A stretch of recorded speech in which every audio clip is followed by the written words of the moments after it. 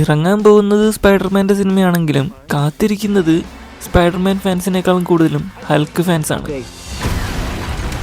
ആ പഴയ സാവേജ് ഹൾക്കിനെ വീണ്ടും സ്ക്രീനിൽ കാണാൻ. പക്ഷേ പേഴ്സണലി പറഞ്ഞാൽ എനിക്ക് വലിയ പ്രതീക്ഷയില്ല. കാരണം കുറച്ച് വർഷങ്ങളായി മറ്റ് ക്യാരക്ടേഴ്സിന് ഹൈപ്പ് കൊടുക്കാനായിട്ട് മാർവൽ സ്ഥിരമായിട്ട് യൂസ് ചെയ്യുന്ന 2 ഐറ്റംസ് ആണ്. ഒന്ന് തോറിൻ്റെ ഹാർമർ,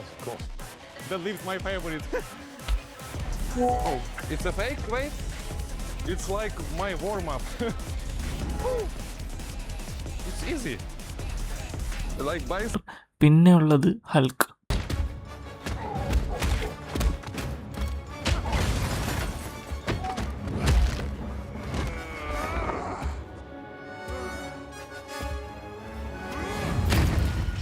എന്നെ സംബന്ധിച്ചിടത്തോളം OG ഹൾക്ക് എന്ന് പറഞ്ഞാൽ അത് ഇൻക്രെഡിബിൾ ഹൾക്കിൽ കണ്ട ആ ബ്രൂട്ടൽ അൺസ്റ്റോപ്പബിൾ ഹൾക്കാണ്.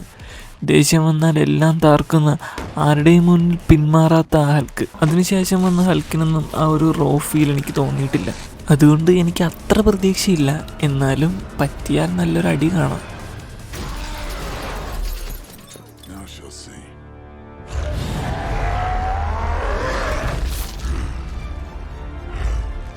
നിങ്ങൾക്ക് എന്ത് തോന്നുന്നു? ഈ സ്പൈഡർമാൻ മൂവിയിൽ ആ പഴയ ഹൾക്കിനെ നമുക്ക് തിരിച്ചു കിട്ടുമോ?